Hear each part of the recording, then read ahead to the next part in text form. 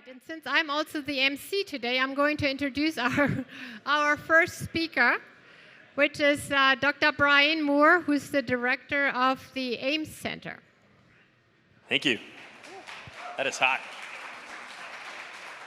Okay, I'm going to stand over here. That way I can eyeball the people talking in the back. I see you.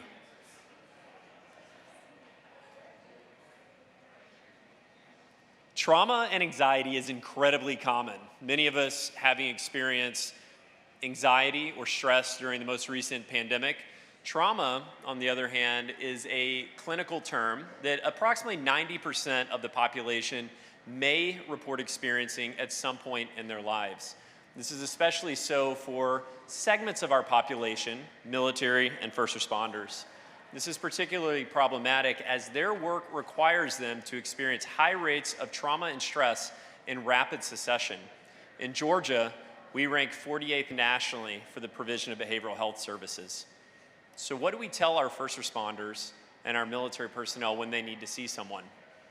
In Georgia, we have 12 military installations. We have 96,000 active duty service members, 300,000 dependents who may have moved here against their will.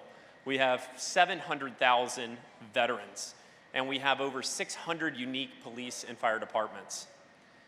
Hello, my name is Brian Moore. I'm a health psychologist, and this is a good news presentation. I'm here to represent the Center for the Advancement of Military and Emergency Services Research, KSU's investment in community-aligned and community-engaged research. In the AMES Center, we have 4 distinct cores, which I'll talk about. Here in a photo, you see some of our staff. We have roughly 20 individuals, and we have student interns from 3 universities across the USG. We have a 100% placement rate in industry and higher ed positions following graduation from KSU, something we are very, very proud of. The AMES Research Center was created at KSU to be the nexus of translational research science for our first responders in Georgia and our military personnel. What that means is when people think, how do I get care to individuals where they need it, to individuals who are exposed to high rates of trauma and stress, I want them to think of us. Obviously, with only 20 staff and faculty collaborators, I can't be everywhere. So we leverage our infrastructure. We have a community engagement core, which you'll hear more about. They go out and make friends for us. I have a clinical research core who develops evidence-based and evidence-informed interventions to target specific needs for the departments that you see here. I have a data analytics core, which you'll see some of, and I have a research and admin core that I lead and mostly doesn't do anything except talk in public. So here in just 2 years, we've now partnered with 4 state agencies in Georgia, including the Georgia Department of Veteran Service and the Office of Public Safety Support, and 30 different police and fire departments. So this is an audience participation part. I need everyone to say, yellow is good, purple is bad. Okay, yellow's good, purple's bad. Remember that as we go through this. This is going to happen fast. So most of our research has been funded to identify hotspots of suicidality in Georgia. Suicide, no good. Suicidality are the factors that lead up to a suicide. So what you're going to see on most of these slides are heat maps of data we collected over the summer in 134 of 159 counties in Georgia. You can see suicide is not our major problem here, which makes me think, what should we be focusing on? We have groups that are exposed to high rates of trauma. Should we intervene with them the same? The answer is no. In our first responder groups, we see high rates of substance abuse. That's something our clinical research core can tackle. So we work with them to develop these interventions. Not a problem for our military personnel. Similarly, chronic pain is not reported at high rates for our military personnel. For our first responders, the people who, if you fall, you need them to help you get up, experience high rates of chronic pain, high rates of substance abuse, which may exacerbate the perception of pain. These are things that we can work on.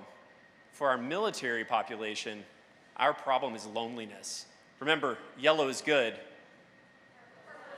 purple's bad.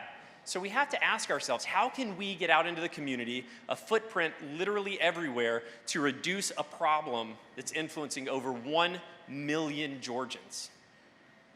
The good news story is we have developed a peer support network. We have developed community engagement. through our research clinical core, who works with each of those departments that you saw on the screen earlier to deliver evidence-based interventions unique to each department. We do a departmental assessment of culture, and then we work with them to tailor interventions specific to their needs. We introduce mental health. What is it? We talk about alcohol use. Many of you know me well. I like to drink. We don't go in and proselytize. We're not like alcohol is bad, but we inform people about what alcohol does to their body and how that may influence other pieces of their health and well-being. When we think about how do we address loneliness, we know resources exist. The question is, how do we get those resources together? Our community engagement core, led by Dr. Kristen Horan, received funding from the Department of Veterans Affairs, and in partnership with the Georgia Department of Veterans Service, brought 45 unique organizations from Georgia to Kennesaw State last year to hold the only suicide prevention summit in Georgia. So the second project I'm going to talk to you about is modeling community resilience. How do we do that?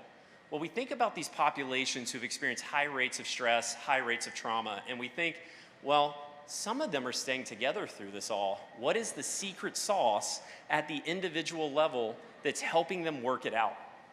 In partnership with the Arthur and Blank Family Foundation and the Rosalind Carter Institute, we have conducted over 20 different dyadic research interviews with couples who've experienced some severe trauma in their lives and somehow managed to stick together through it. So the question is, where do we go next? In just 2 years, we've covered the entirety of the state of Georgia, 30-ish police and fire departments, 4 state agencies. The AMES Center intends to go national. We're going to take a much broader look. We've already expanded into South Carolina, Florida, Puerto Rico, and Texas. But what we don't want to do is forget where we've come from. We don't want to forget our investment, our involvement in our community. One project that's worth highlighting here is our student veteran population at KSU. Currently, Kennesaw State is the only school in the USG with a veterans counselor, and that funding runs out next month. If anyone's interested, happy to talk about it. Thank you.